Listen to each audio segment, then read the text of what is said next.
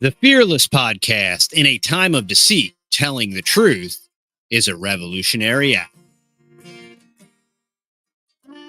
All right, y'all. Welcome back to the Fearless Podcast. This is episode 52. And I have another awesome guest on today. And I want to introduce y'all to Pastor Tommy McMurtry. And hey, Tommy, how you doing today? I am doing excellent. Appreciate you having me on the program. Looking forward to the conversation.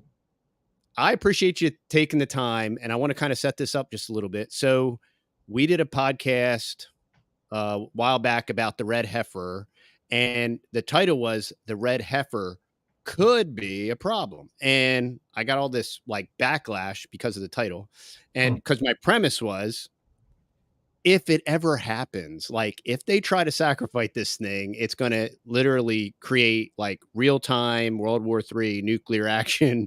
And the way that they've been continuing to recycle the story about the red heifer made me to speculate, since I don't subscribe to this pre-tribulational rapture paradigm, so therefore there doesn't need to be a third temple for the Antichrist to sit in the Holy of Holies. I have a real interesting story about, I was raised pre-trib, and that's what I was taught, and that's what I was taught in seminary and all these different things. And I don't know if you've ever heard of Brother James Beller, American in Crimson Red. Yes. Yep. I know him. Yes. I knew him. Yes. So like 10 or 12 years ago, I get this book and I start reading it, and I'm like, wait a minute, Baptists have always been persecuted through history. Like, well, how does that work with this whole tribulation thing? If like, we're not going to suffer tribulation, like, why did all of our forefathers and ancestors and lineage, like, why did that happen? And so I started studying this whole pre-tribulation thing, and I'm like, wait a minute, well, that is totally false. So then I'm like, well, if that's false, then this whole third temple idea, like if we're the temple, how does that work? And then I'm like, well, wait a minute, this could just be geopolitical leverage to continue to create anarchy in the Middle East, and then also garner American Christian capital to continue to stir this pot and to get all of these Christians on board with this, with the genocide that's currently going on in the Middle East. And so I heard you on an interview with Paul Wittenberger, and then you said, you were boots on the ground, you were over there in Israel, and you started to question whether or not like this third temple build was even going to happen. So maybe you could flesh that out for us a little bit. Maybe tell us why you were starting to draw that conclusion, because that was a hypothesis I had. And so that's why I wanted to have this conversation. Yeah. So, I'm working with Brother Paul Wittenberger right now on a documentary called A City Lost. And it is about the temple, the true location of Solomon's temple. And it's going to be coming out here pretty soon. We don't have an exact release date yet. But when we originally went over there, one of the major things we were planning on talking about in the documentary was the effort to get the third temple rebuilt. And unfortunately, many Christians are supportive of that. It's like they think that because the Bible prophesies the building of a third temple, that we should support this. But wait, that's a bad thing. It's for many doctrinal reasons, and I won't go into all of those right now. And so that was one of the things that we wanted to do, though, in the documentary. We wanted to show why it's bad for there to be a third temple and why we shouldn't support it. And we do cover in the documentary why there's no need for another temple. And we do cover this anyway. But 20 some years ago, I'd gone to Israel back when I had a Zionist mentality, pro-Israel, the whole 9 yards. And we went to a place called the Temple Mount Institute. And at the Temple Mount Institute, we were told they got everything that they need for a third temple. All the artifacts are there. They're just waiting to get rid of that Dome of the Rock, and then they got everything ready to go. And then it was like things kept getting added to it over the years. And we went and we looked at all the things. And I heard an evangelist one time. He said they have warehouses out there that have all these prefabricated Fab. building Yep. materials for everything's ready to go, and they promoted it to us that way there. So we were really hoping to get an interview with them, and we went there, went and did the tour and everything. And first off, I'm convinced that the stuff wasn't even the same things that they had when I was there. For example, the gold stuff there looked fake. When I went 20 some years ago, it looked real. And I don't know if it's just that I was believing everything they said, but even when I went there, I thought these were like real gold things that they would actually use. But we got done. I was like, are those the same artifacts that were in there 20 some years ago? Because they're in a new location. One person said they were, another person said they weren't. And Wow. then, and I asked it, I said, so are these going to be used in the third temple if it gets rebuilt? They said no. So then I started asking, and I'm asking all these questions, like about the building. I said, do you guys have warehouses somewhere where you have all the building materials? And the guy looked at me like I was crazy. He's like, what are you talking about? And so I'm asking all these questions, hoping to just find out all this stuff. And he's looking at me like I have two heads. He has no idea what I'm talking about. And he Wow. just said, Yeah. God, there's a lot of rumors about us. But he said, we're just here to just bring awareness to the Jewish culture and the history. That's all we're there for. And because I said, don't people donate money to help rebuild the temple? And he's like, yeah, but it's used for bringing awareness. So Propaganda. Wow. nobody's, and so and this is what he said. They would not do a video interview. You got to go through so much stuff to get a video interview with them. And it just wasn't happening. But they'll talk to you in person. And this is what he said. Because I'm asking all these questions, he just said, nobody's trying to get the temple rebuilt. So I have heard all of those urban legends. I've heard exactly what you're saying. I've heard it repeated. I couldn't even honestly tell you how many times I've heard it. I've heard all this. The temple is already prefabbed. It's all prefabbed. They'll be able to erect it within hours, because I guess that's how you make eminency work too, is like you have to have an instant temple or whatever. But this is where I was drawing as I'm going through chronologically the timeline and trying to make stuff work. And then I'm like, well, wait a minute. The first conclusion I drew is like, well, Christ was the final sacrifice. So any sacrifice after the cross would obviously be an abomination to God. It's a clear rejection of the Messiah. It's clear rejection of Christ. So you can't, cut off the sacrifice and oblation. That cannot be referring to a real sacrifice in a real temple. And so from a New Testament perspective, we know that we are the temple of God. So then how do we reconcile these things? And that's when I'm like, so once you draw that conclusion, once you get your eschatology figured out, then you're like, this is all geopolitical propaganda. And then once you understand the Balfour Declaration and the Rothschilds and how the reconstitution of the UN nation state became to be, it really becomes just a beast machination. It really becomes a integral component of the beast system, like a facet of the beast system. Oh, absolutely. And I think if the nation of Israel, in quotes, is anything, it's the beast system. That's what it is. And so why are we supportive of it? Why would we encourage it in any way? And so when it comes to a third temple, I mean, I won't go as far as saying there will not be a third temple, but I Of will course. say that I don't think there has to be. In fact, Right. if I was to bet money, for on what the abomination of desolation was going to be, I would be more likely to say it's when the Antichrist basically tries to insert his mark into the temple of God, which we do read about in Revelation with the mark of the beast. I don't think it will have anything to do with the third temple. But at the same time, that temple being rebuilt, that would be a huge rallying point for the world in a lot of ways. It would cause a lot of different things. I think both things can happen simultaneously, but the actual fulfillment of those prophecies will take place in the way we see it in Revelation, where you have them trying to implement the mark of the beast, or something along those lines. Because where people get confused on eschatology is we have old covenant. The way I put it, we have old covenant eschatology, we have new covenant eschatology. All eschatology will find its fulfillment through Christ.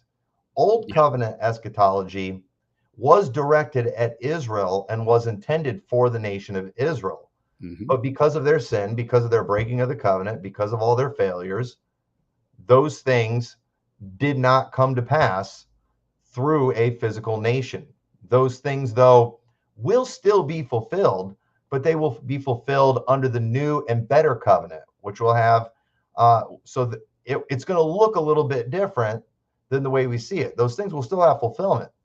But I do believe that when we look at the book of Daniel, and he's giving prophecies about these abominations and desolations on Jerusalem, that obviously we would have a very Israel-centric focus when we're looking at all of that.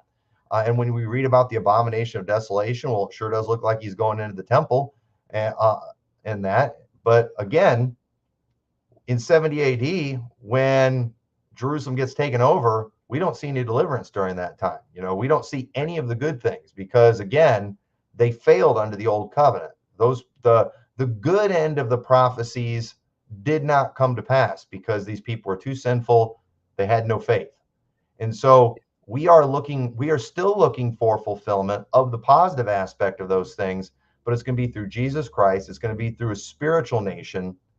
And so I believe Revelation is what we would call, what I call new covenant eschatology. And so when we're reading prophecies in the New Testament, understand when Jesus is giving the prophecy in Matthew 24, what's very interesting about that, when he gets to the part about the abomination of desolation, those words, we'll see those are in red. Matthew is recording the words of Christ. But you will also see in there, not in red, whoso readeth, let him understand. And, now why did he say that?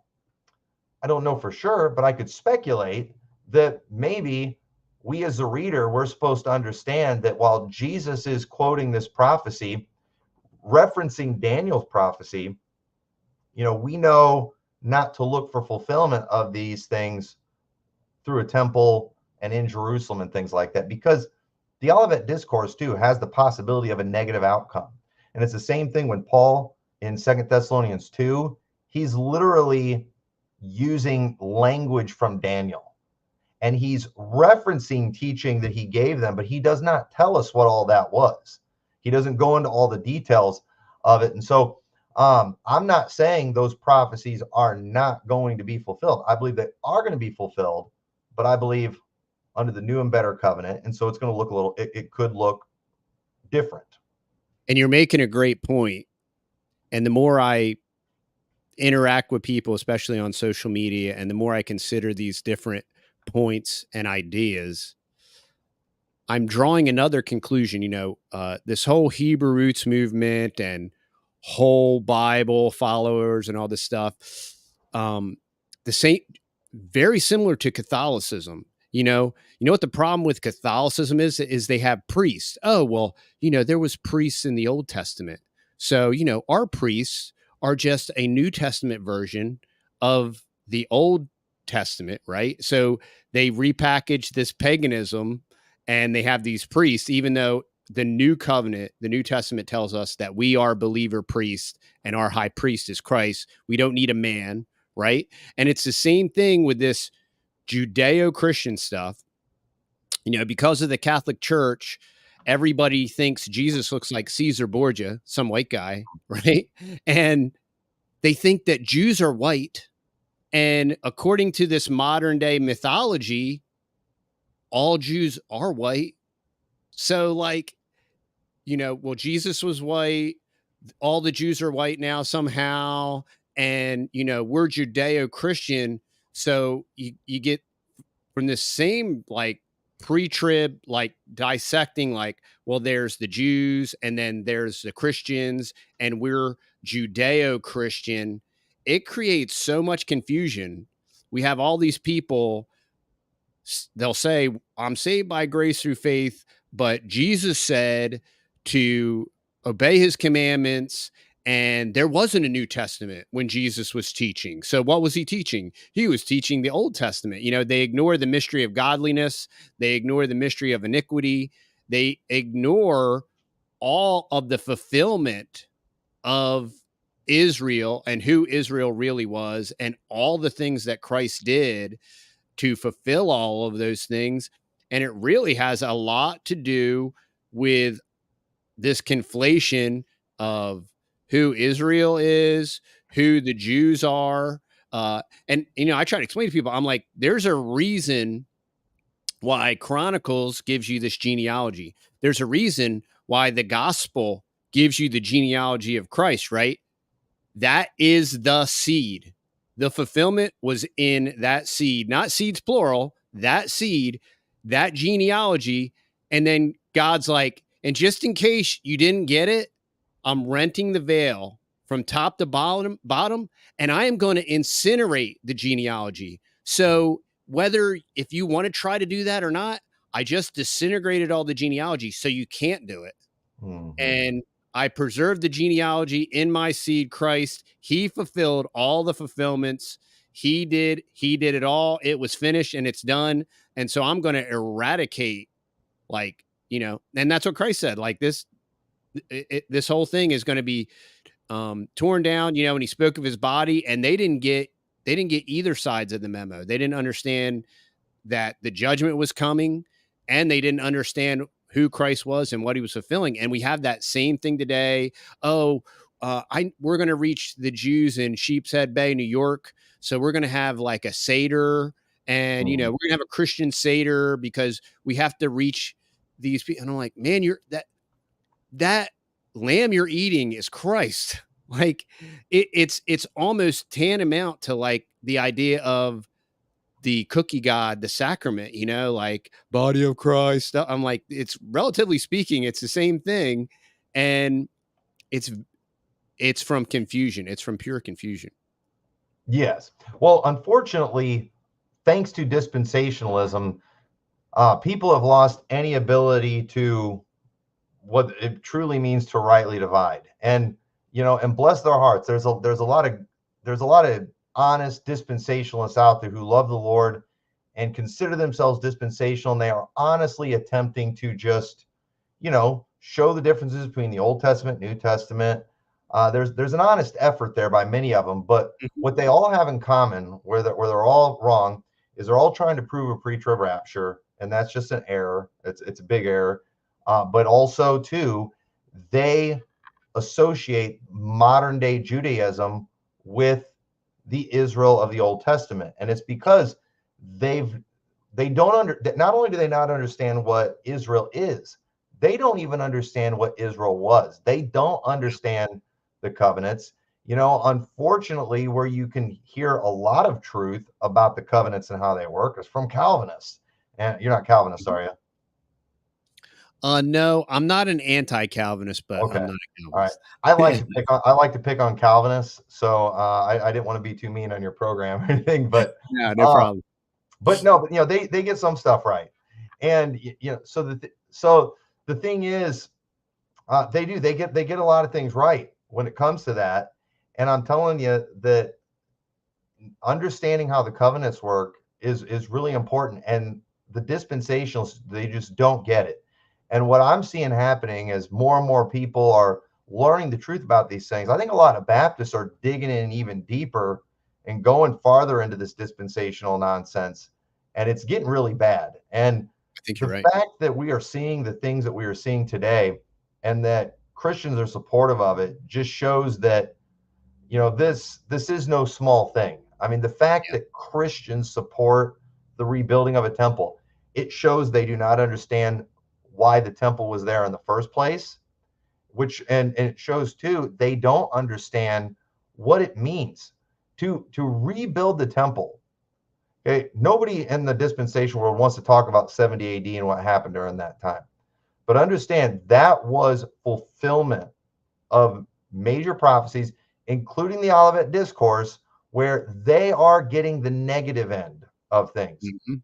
In many prophecies, you see a possibility of good, a possibility of bad, depending on what they do. Everybody thinks prophecy is just looking at a crystal ball and saying, this is what's going to happen. No, these things are an admonition to repent or to change something. And that's what that is. Well, they weren't ready. They got the negative outcome of things. God destroyed their temple. That nation ended. It ceased to exist. And that's a good thing for Jews because of the fact that temple was a stumbling block to them. It was Yeah, keeping them from Christ. They were so married to those traditions. And to think that Christians, in the name of loving and supporting Jews, is excited about the rebuilding of the temple. it's It's crazy. and even according to dispensational theology, when the Antichrist rebuilds the temple, It's he's going to turn on and he's going to slaughter the Jews. And see, you're right. going to support the setup of a greater massacre than the Holocaust. What is wrong with you people?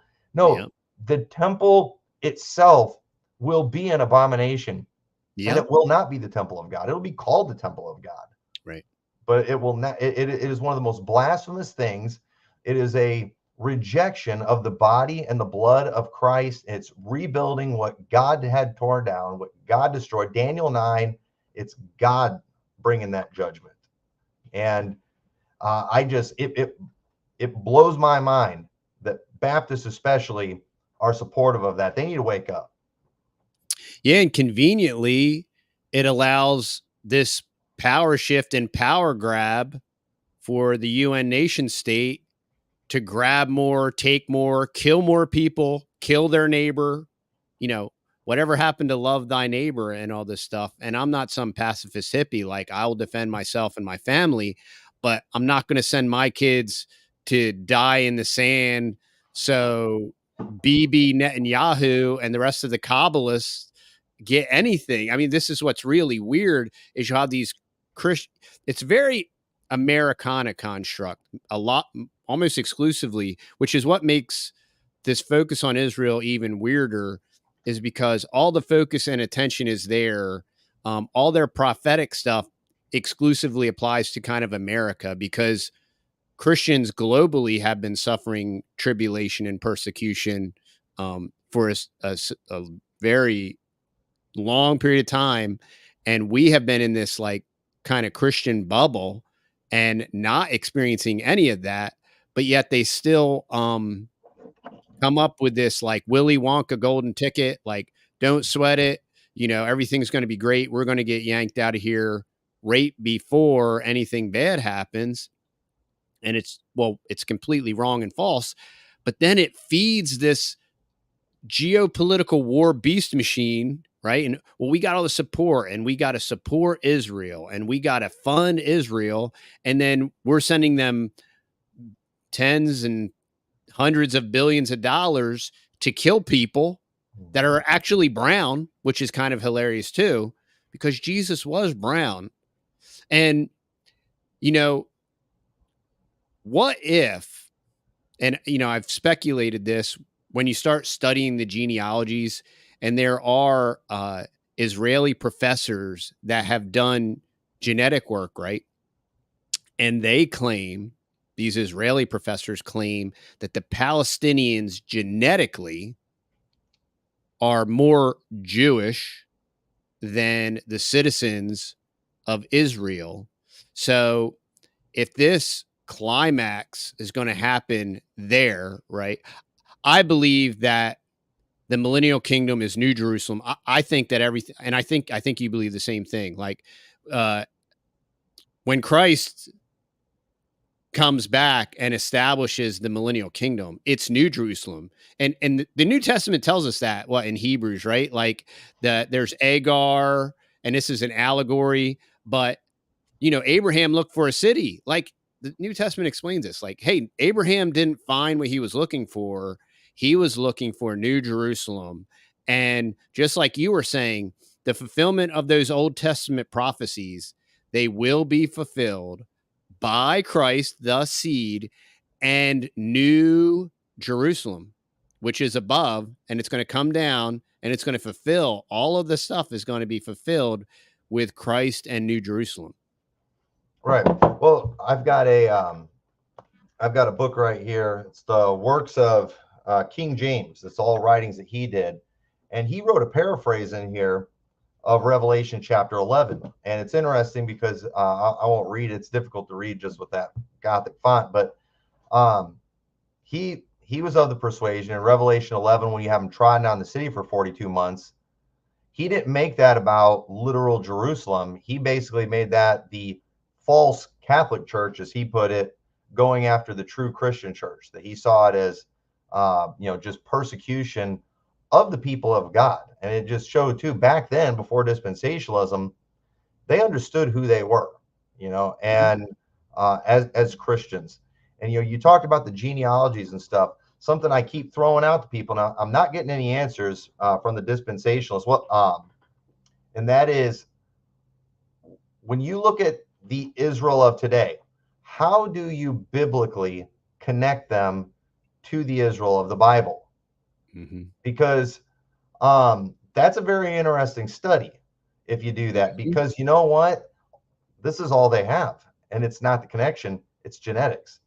Okay, that's all they have. Now, I'll give it to them. Fine, they're purebred Jews. Fine, I'll give it to them. I've heard the conspiracy. To me, it doesn't even matter. Yeah, but here's the thing about that. Okay, it was never about genetics. Abraham, it's Abraham's seed, it's his descendants. Why not Ishmael? Why not the sons of Keturah? Sounds like it's not about genetics. How about Isaac? He had Jacob and Esau. Why not Esau? Mm-hmm. How about the fact too that when God gave the covenant of circumcision to Abraham, Abraham and all of his house was circumcised, meaning his servants, meaning all other people. Even within the original groups amongst Abraham, Isaac, and Jacob, there were many people that did not descend from them. They were people who were under their leadership. So in the Bible, when we're looking at the genealogies, it's mainly focusing on what I would call more of like a royal line of like the, of the direct descendants. And the Bible's doing that to show how certain prophecies were going to be fulfilled that were genetic, that obviously lead to Jesus Christ. But at the same time, Israel was never about a biological people. It was about a people within a covenant. And that's why in Christ's lineage, you have Gentiles in Christ's lineage, right? That Rahab, right? Yep. So we have these, and I think that's why God put them in there. Say, hey, this isn't a bloodline. Right. This is, and then that, if you read that in light of the New Testament, and who is a Jew, one inwardly, not one outwardly, one inwardly, it flows perfectly, and it makes all of that come together. And you're like, oh, that's what it was. That's how this works. Yeah. And it all makes sense, as long as you are interpreting the Old Testament in the light and the revelation of the New Testament, which is what's fascinating, is the last book of the canon is called The Revelation of Jesus Christ, right? And then he that readeth, let him understand. And if so, we are looking for Christ in all these things, right? And all these fulfillments of the old. This is the grand crescendo. This is the end game of the Old Testament and the New Testament, and it's all coming together perfectly. And we're watching all of these prophecies being fulfilled, and the wrapping up of the Old Testament and the manifestation, and it all points to Christ, and that's where we always get it wrong. It's not the revelation of the apocalypse, the revelation of doom and gloom, the revelation of destruction. It's the revelation of Jesus Christ. And if we're looking for Christ, we'll find him. We're not supposed to be looking for Antichrist, right? Everybody wants to try to predict all this Antichrist stuff. And, it's the revelation of Jesus Christ. Right. Yeah. And just a great thing that I want everybody out there to do, especially if you go to a pre-trib church. Every prophecy conference you go to, if they're pre-trib, 100% of them, they will talk more about current events in Israel than they will about Bible, for one. They will, if they, anybody, any preacher who does a series through Revelation, the revelation of Jesus Christ, will talk more about Antichrist. He will say the word Antichrist more than he says Jesus Christ. And the word Antichrist isn't even in the book of Revelation. Right. And Revelation is all about Jesus, and yet he's not talked about. And it's astounding because, again, when Revelation was written, at that point, and I hold to a late date of Revelation. I believe it was written after 70 AD. I don't hate people who disagree with me on that. But at the same time, at that point, that old covenant had waxed old and had vanished away. It hadn't yet in Hebrews. It was getting close, though. It was about to. When Revelation is written, it has. It's been done. In the book of Acts, they basically, the book of Acts, if we wanted to sum up the entire book of Acts, it's an attempt of the apostles to bring the nation of Israel to repentance that ultimately failed. It didn't work. In the very last chapter, at the very end of the last chapter, they come to the conclusion, well spake Isaiah the prophet. This is what Isaiah prophesied. They weren't going to listen. And so it was only a few years later where you have the Jewish-Roman War and Israel is destroyed, defeated. They were not delivered. The disciples knew what was coming. They wanted to see them saved and spared. And so I believe that point, that was a very definitive moment when that took place. The old covenant's gone. And so the thing is, when Revelation is now given to these 7 churches, when that book of that revelation of Jesus Christ, this is showing how all things are fulfilled. They're all fulfilled through Jesus Christ. Revelation is all about Jesus. And the crazy thing is, you got Baptists talking about how the church, you can't find the church after Revelation chapter 4. They still make it all about the Jews. Yeah. They still make it all about the Jews. And they gloss over 70 AD. I mean, and this is how come we have all this goofy Hebrew root stuff, right? Everybody, they all want to gloss over. Like, nobody can think, if your entire religious system revolved around the temple. I mean, that's where the sacrifices were. That's where the offerings were. That's where you met together. And then you had to do these things. I mean, if you were a believer, you had to do these things, and that veil gets ripped from top to bottom, and then the whole entire temple gets turned to rubble. I mean, that is the absolute definition of a crumbling, a complete destruction. That system and everything it was predicated upon was completely annihilated. That's why you got rabbis like slitting chickens and swinging them around their head, in some crazy witchcraft move. Like, now what biblical principles can we learn from the Jewish rabbis with the killing of the chicken? And that's what, it's crazy what some people, the extent that Christians go to extract wisdom from pagan from Babylonian Kabbalism. It's unreal to me. It's like, yeah. Well, let me read this passage to you. And I challenge anyone to find a dispensationalist preaching from this passage. And if you do know one, I would love to hear what he has to say about this passage. But Hebrews 12:25, talking to Jews, see that ye refuse not him that speaketh, for if they escape not, who refused him that spake on earth, much more shall not we escape, if we turn away from him that speaketh from heaven, whose voice then shook the earth. And that's a reference to Mount Sinai, when his voice shook the earth, and it shook the mountain, melted that mountain. But now he hath promised, saying, yet once more, I shake not the earth only, but also heaven. And this word, yet once more, signifieth the removing of those things that are shaken, as of things that are made, that those things which cannot be shaken may remain. And what are these things? These are the things of the temple. These are the things of the old covenant that were given on Mount Sinai, and that Paul referred to, that were in Jerusalem, and that had the people in bondage during that time. And so those when Jesus shook those things, okay, he did it like the walls of Jericho. I mean, they collapsed. They were gone. There Mm. wasn't any of it left. And it's the same thing too. When he got rid of that temple, he made sure there wasn't one stone left upon another. He's sending a message loud and clear. I'm done with this place. Yeah. It's finished. And he brought in something that cannot be shaken. And that is the and so when we read Hebrews, we're seeing that we're still not 100% there yet. What's going on? Well, God had this pattern that we see he had with the Jews for a long time of giving them 40 years. That's what he did in the wilderness when they came out of Egypt.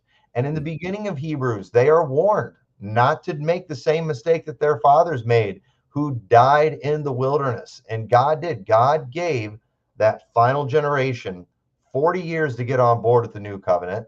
They never did. They got destroyed. The nation of Israel, the physical nation of Israel, because dispensationalists are right. There are differences between the Israel of the Old Testament and the church, as they would say, of the New Testament. There are differences because Hebrews shows there was a time of, there were certain things imposed on them until the time of Reformation. Yeah. So yeah, there's a lot of things that are different now, but that's because God reformed the true Israel. But that, yes, there was a physical nation, it had a land, all that thing one time, but that's gone.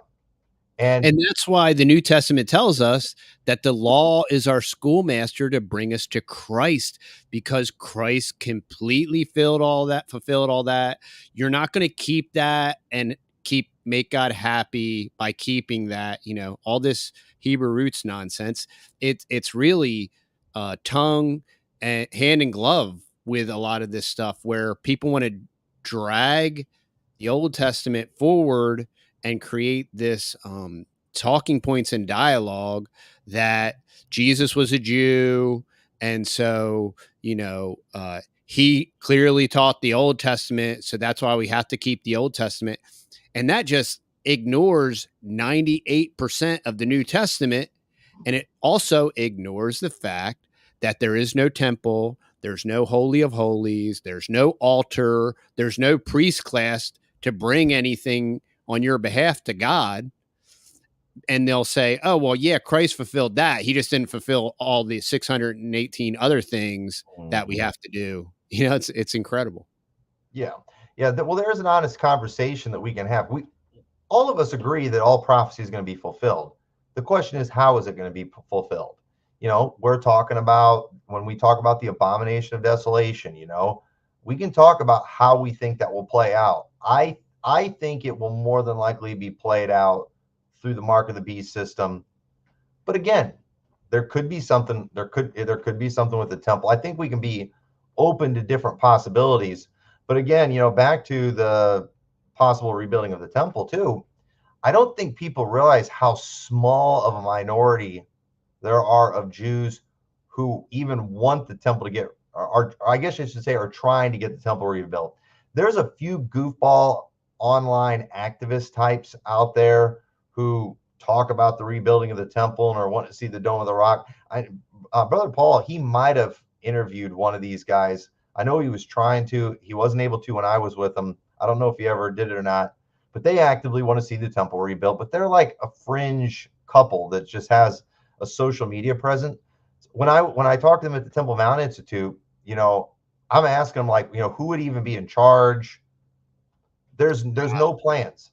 There Exactly. And if this was going to be this, I mean, from an American perspective and from a pre-trib perspective, like, this is the culminating event. Like, exactly, like, this has to happen because the Antichrist is going to sit here, and that's how we'll know. And look, everybody, there's a Temple Institute and they're getting ready to do this. And then, every 5 years they trot back out the red heifer. Oh, look, they have the red heifer, and then a buddy of mine said, he was talking to somebody over there. He's like, well, these cows are in a pen. They're completely unguarded. So even if you buy into this whole Hamas and all this stuff. Like they could easily blow up these red heifers and destroy their entire propaganda machine, and why doesn't that happen? Like, and then I don't know if you heard, they tied October 7th. They leaked out that Hamas said one of the reasons they attacked on October 7th was because Israel has these red heifers ready, and then they build this gigantic altar to blasphemously sacrifice these things, and like, oh, look, this is great. Like, you got Christians like, this is so good. Oh, the end is almost nigh, and hey, we want Jews to be saved. Well, they're trying to blow themselves off the map, just so understand how the geopolitics of all this works. But Yeah. it's wild. Well, one thing that really blew my mind when I was over in Israel, one thing I wasn't familiar with was in the old city, you have your Muslim quarters, your Jewish quarters, your Christian quarters, and your Armenian quarters, right? And I was trying to figure out who is actually in charge of the Temple Mount. And it's a very complicated thing. And it took me a lot of research before I finally was able to wrap my mind around it. But basically, Israel does technically control the Temple Mount.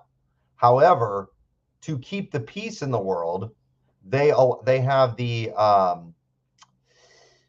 Waqf of the Jordanians. They kind of are custodians of that area, but the Israeli government reserves the right, if they're not following certain rules, to enter the Temple Mount and to do whatever they think they need to do. So the thing is, back in April, last April, before October 7th, the Muslims didn't follow the rules, and it should have been the Islamic police that went up there and took care of it, but the Israelis decided they were going to do it.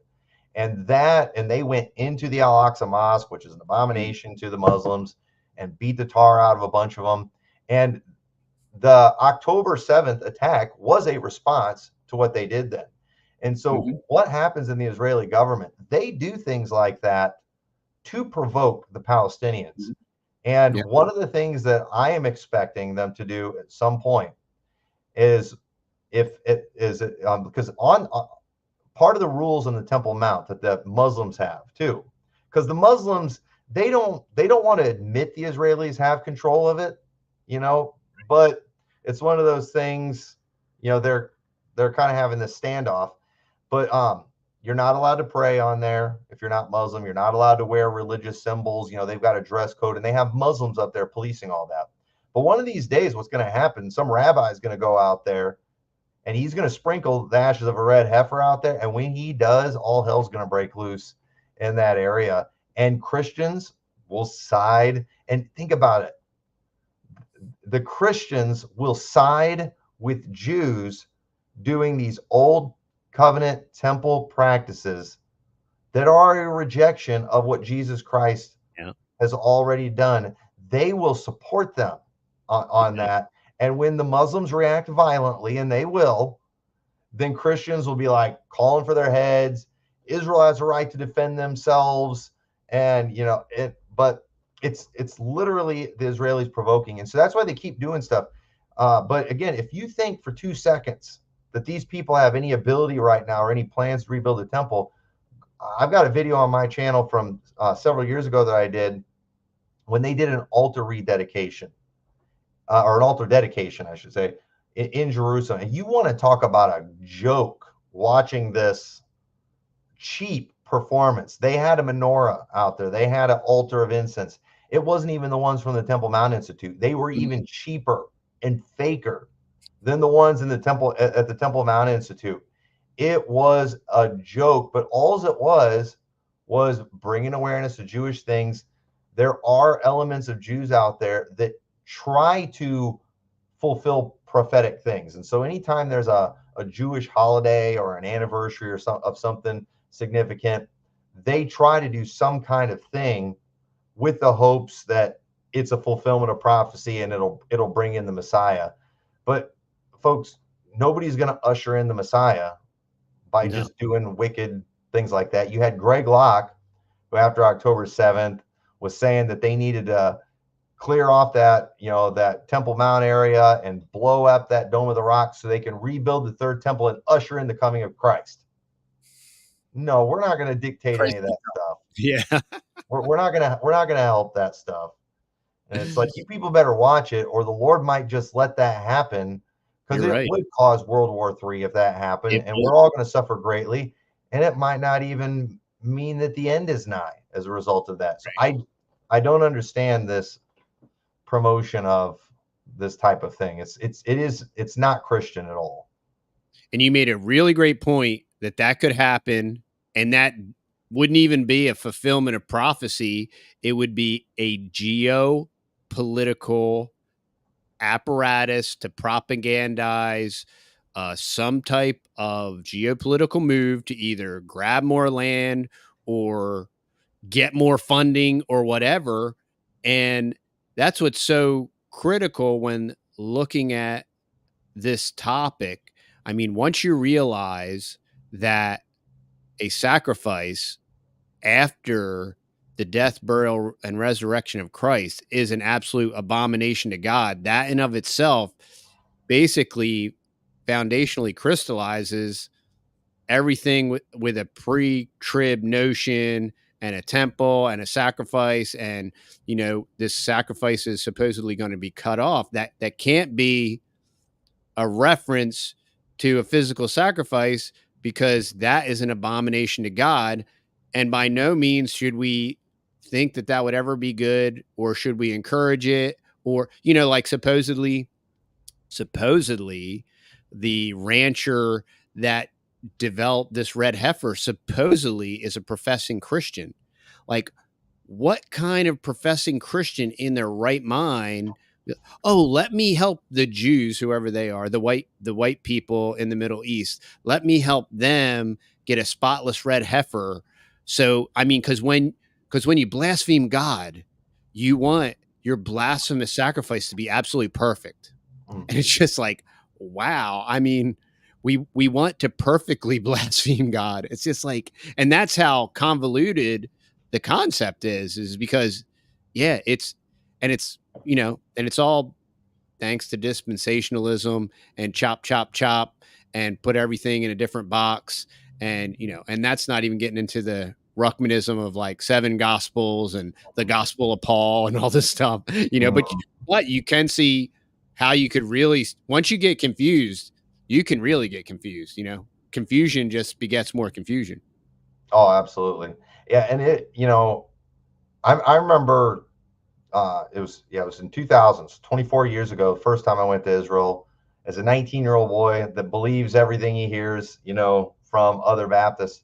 I do remember when we went to the Wailing Wall. I do remember when we went out there, I being shocked when I watched all people from our group. I distinctly remember watching Baptist preachers go and lay their hands on the wall and start praying. Oh, wow.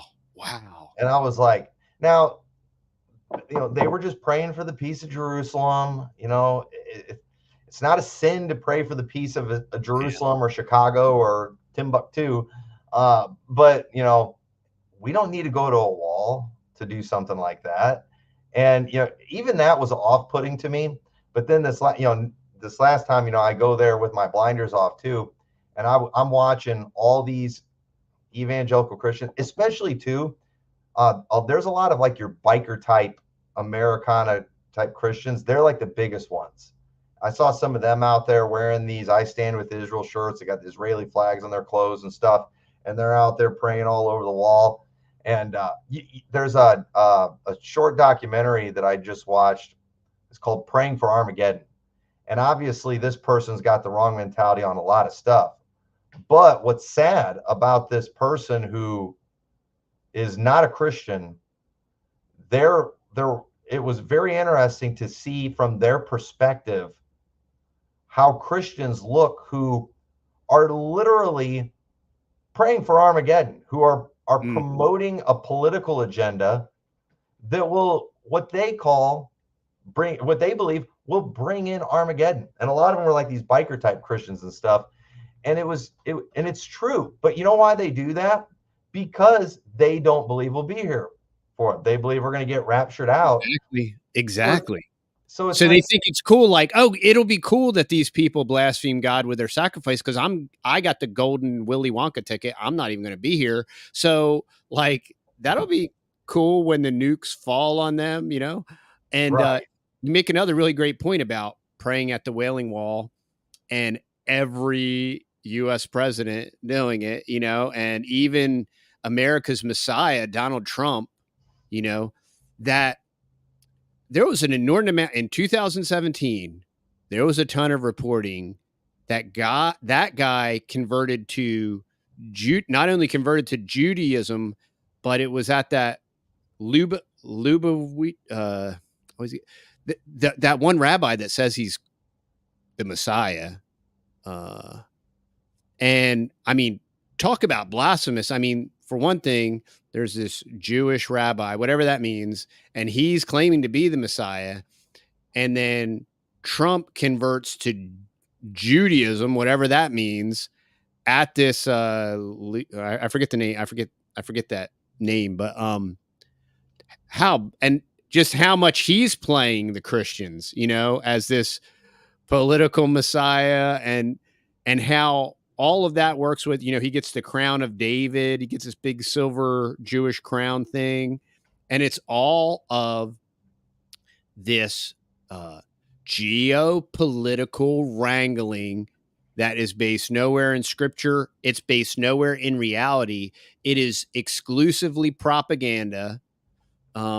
And it's all based on a construct and a pretext that is exclusively unbiblical, which is mhm, kind of fascinating to me because now you'll have these reform guys, right? And I'm not voting for a pastor, I'm voting for a president. And God used Cyrus. And that's kind of like the way I see President Trump. You know, he's Cyrus, and, you know, we'll stop abortion and we're bringing the kingdom and all the, you know, all this like weird amillennial stuff. And they'll still, from a political standpoint, they'll explain away what clear facts and observation are to create a political environment so that you can vote for the lesser of two evils, and we can figure out a Christian way to politically wrangle this so that it works. And mhm. it's kind of like it's kind of like the same idea. It's just strictly on a voting level. Right. Yeah, and the thing that I find fascinating about Trump is, I don't think he really cares that much about Israel. He's not like Ted Cruz. Ted Cruz, I mean, he would sell out our country for Israel so Oh man. fast.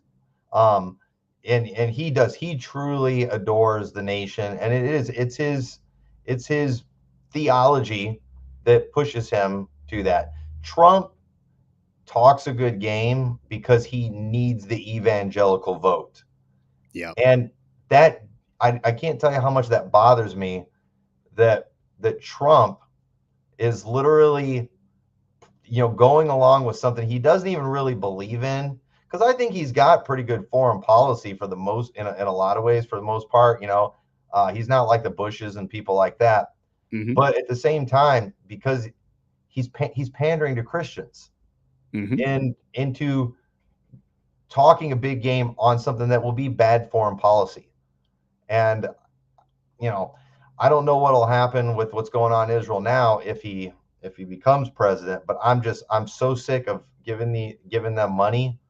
I'm sick of Christians supporting that and being excited about it. And it's like, I believe prophetically things are going a certain direction. I would probably Hmm. even Sure. agree with the dispensationalists with the direction things are going. I just wish we would stop promoting it, because one thing that also changed with the advent of dispensationalism is Christians used to have a mentality of thinking far into the future.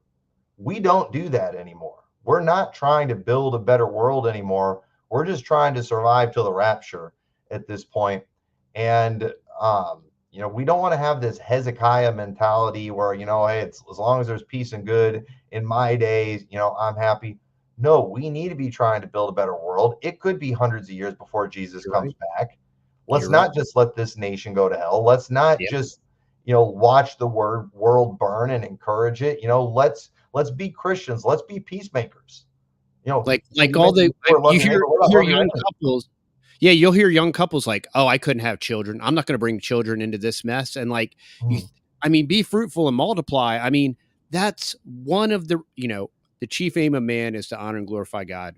We are created as God's image bearer to honor and glorify him. That's our chief aim. But as men and women and God's being married in God's covenant as a couple like God created is for the sole purpose of being fruitful, multiplying, having children, raising them up in the grace and the admonition of the Lord. I mean, if we're going to stop that because any second now, these atrocious things are going to happen, like we would literally, well, and we are, the Christian population and density, and I'm not going covenantal on you, like, like family covenant or anything, but Christians are not being fruitful and multiplying, and the Muslims are, Mhm. and and they're taking over, and the Catholics and the Muslims are still exponentially multiplying, and Christians, because of some terrible eschatology, have just like, yeah, shelter in place until Willy Wonka, punches the golden ticket. Right. Well, Christians aren't having a lot of kids for a couple of reasons. One, we're very intertwined with the American culture that's very materialistic. Yeah. But again, too, and also a lot has changed in our country too, to where economically, financially, where we don't really own anything anymore. We don't have private property, and we're not able to build communities and things like that where we can do things as we see fit. And so, as a result of that, yeah, the families are very broken up, not just Yeah. physically speaking, but we're not in the same businesses, and we don't Yeah. have inheritances we can leave.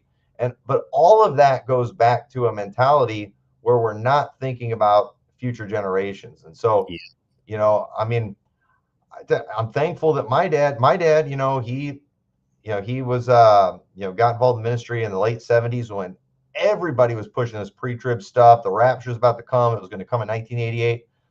I'm certainly glad he still had kids, even though they thought this thing was about to wrap up. But at the same time, um, my dad, the generation before me, that thought the rapture is going to come, they let a lot of things slip. There's a Yeah. lot of, especially doctrinally, and we are constantly reminded, specifically in 2 Timothy 2, where it says rightly dividing. That whole chapter is not about dispensationalism, but it's about preserving good doctrine. The things which thou hast learned among faithful men, the same commit thou to faithful men. I Yeah. didn't quote that right, but it's all about preserving good doctrine. And they let it all fall apart during that time. And they thought we were almost out of here. You know, they, the independent fundamental Baptists, and I love the independent fundamental Baptists, I am one, but they they kind of swung the pendulum. You had like your ivory tower Calvinists just want to study your Bibles all the time, that kind of became worthless, weren't winning souls or anything like that. And they're like, we got to get on fire, we got to win souls, this thing's about to wrap up. But then they let doctrine fall apart. Hmm. And and so now my generation, we're trying to salvage something out of this mess. And it's not really going well, Yeah. as a whole. But And I'm all thankful of there are those, people out there doing it. yeah, and all those points that you mentioned, I mean, 10 years ago, we relocated because, we were in the Northeast and we were looking around and we're like, how how will we leave an inheritance to our children? And we moved with the forethought of we want our children to be able to buy land. We want them to be able to afford to live and to excel in all these things. And we moved 10 years ago. And then we changed our paradigm even to like, well, rather than accumulating stuff for the future, what if we actively accumulate dirt? And so we buy more land, and then the kids can work with us and help us develop that. And literally, the traditional old time American culture where you would have a homestead and you could have multiple homes, and the parents raise the children, they all work together. You would only need one tractor. when dad needs to go in the nursing home, the kids are there, they're well established, they can take care of them, so we don't got to farm him out to the long-term care facility, and if we could get back to some of these traditional principles that used to be commonplace in America in the 40s and 50s, it would resolve a lot of those issues with parents not having children and just having an incredibly doom and gloom. Kids are expensive. Like, we can't have kids. Kids are expensive. Like, that's just not true. Like, you have 8 kids. I mean, we were crazy dirt poor with 3 kids, and we could afford 3 more. And what's awesome? You step out on faith and you do that, and God blesses you and he rewards you 100-fold because you are doing what he told you to do, and it's a blessing. Children are a blessing. Well, yeah, and of course we've been poor, pretty much our whole married life. But at the same time, I mean, the Lord's blessed us. The Lord has been very good to us. And even now, when in reality, in many ways, I should be at my poorest. We're not, just because when you have a lot of kids and when you have all these different things, you actually learn how to manage things. And That's right. everybody has this mentality of, like you said, stuff, right?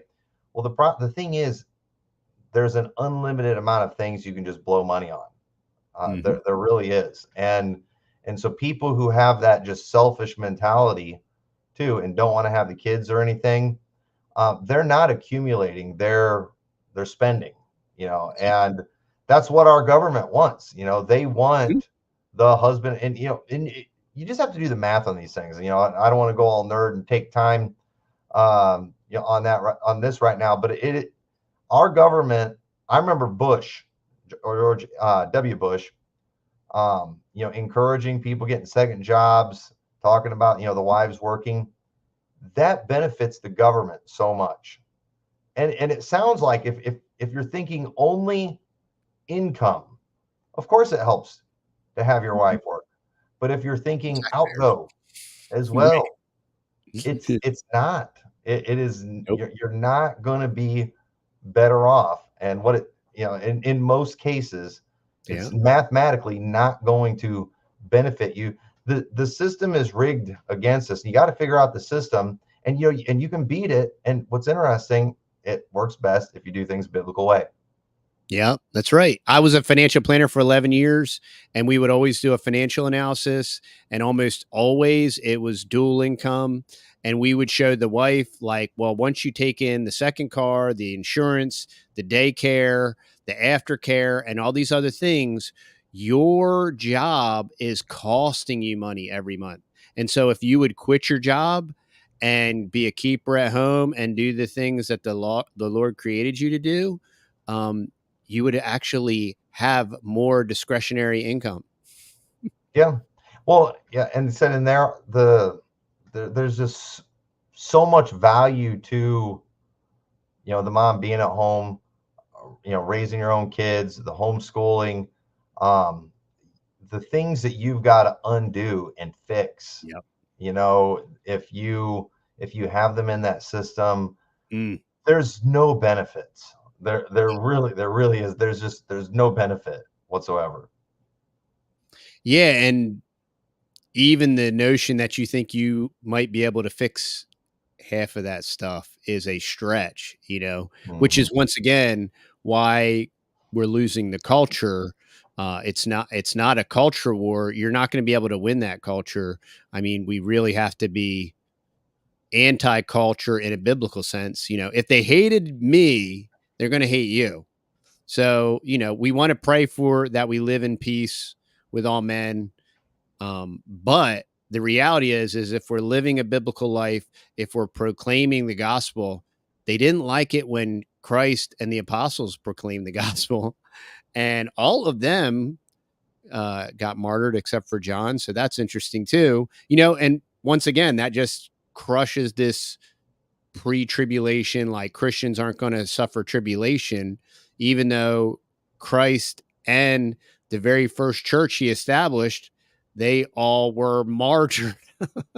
It's really interesting, the gymnastics you have to go through to make this type of systematic system work. But Yeah. yeah, Yeah. And that's interesting too. You brought up in the beginning James Beller's book, America in Crimson Red, too, because he had a lot of good information on bloodshed in America, Yep. by Baptists, martyrdom by Baptists in America. And to watch those same people just to go around and, one of his biggest disciples, is a big pre-trib guy and acts like teaching that we're going to go through the Yep. tribulation is teaching Jesus slapping his bride. And it's just like, And he used the word Yahweh, and I'm like, oh, you're King James guy, huh? Where'd you get that word Yahweh from? That's interesting. That's postmodern. yeah. Yeah. Well, just the pandering that they do to the Jews, it really is. It's astounding. And I'm so thankful that there are many people calling it out. And, and unfortunately, a lot of people are letting again, I'm from the IFB world. They're letting them run you out. Don't let them run you out. Stand strong, stand up for these things, because, I don't know. I'm like the Apostle Paul was with the Jews. He just couldn't let go of those people, and even though all the people were prophesying and telling him by the Holy Spirit not to go back to Jerusalem, he still went back to Jerusalem, and he got beat up and went to prison and had all kinds of problems as a result of it. But I'm the same way with my IFB brethren. I'm going to make them physically remove me, and because I do love those people, and I am one of them. They are my brethren. And Paul called, I always tell people too, don't make the mistake just because you read brethren in the Bible, it's talking about saved people. Saved Jews, when talking to unsaved Jews, would still call them brethren, and I believe IFB are saved, but they're my brethren. But man, they're wrong on this, and they have got to get this right. And the previous generation that bought hook, line, and sinker all this pre-trib nonsense, they might not be here when it all goes down. It might be me, or I might be preparing the next generation for it. And when it all starts happening, I don't want everybody looking at me like, why didn't you warn me about this? How'd you get this wrong? And I'm going to keep running my mouth about it. Well, I think it's great. Where, just before we wrap up, where can people find you?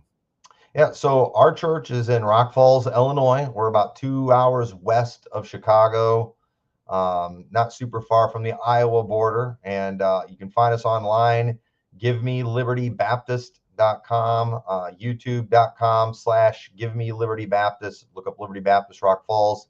I also have a podcast. It's on YouTube and a bunch of other platforms called The Spirit of Prophecy. And I on that channel, I mainly focus on prophetic stuff and talk a lot about Israel and things like that. So you can find me at either of those places. Well, this has been great, man. I appreciate it. And maybe what we could do is, when the documentary comes out, maybe we could get back together and discuss what the current talking points are, and see what has changed and whatnot, and talk a little bit about the documentary, Pastor Tommy. But I really appreciate your time. I appreciate you coming on. I hope this was edifying. Hope this was a blessing. Look, if you are of this pre-trib persuasion, I hope you would consider that position. You would consider what we're talking about. And I really hope, as a professing Christian or as a real Christian, that you would consider it when you consider your political standing and who you're going to support and who you think should and shouldn't be funded. And, as Christians, we should not be supporting like mass genocide. And that's why this topic is very important too. And Palestinians need Jesus just as much as the Jews need Jesus. And neither of these people get second chances. And all that being said, the citizens of Israel are just as much a pawn and collateral damage as the Palestinians. And that's what I think speaks greater to this entire topic. This is a geopolitical machination that's exclusively being used as a beast system infrastructure to precipitate beast. And I always say the beast is going to beast. Brother Beller, that's what he said. He's like, every government's a beast. The beast has to be chained, which is all the more reason why, oh yeah, let's build a third temple and let's invoke like nuclear war. No, that's not living at peace with all men. That is political suicide. It could be physical, literal suicide. And that's why I want all y'all to consider this. That's why I think it's important. I think it's great to discuss it, talk about it, share it. Hey, y'all, we're on all your podcatchers. If you like it, give us a 5-star review, share it with your friends and family. It'll create a good discussion. And it's always a great discussion if you can intentionally and purposely discuss the scripture and consider your own soul, consider your state, and examine yourself and see whether you be in the faith. I think it's awesome. Brother Tommy, thanks again. Thanks for coming on. Thanks for taking the time. And hopefully we can get back together again in the future. And remember, y'all, stay fearless, my friends.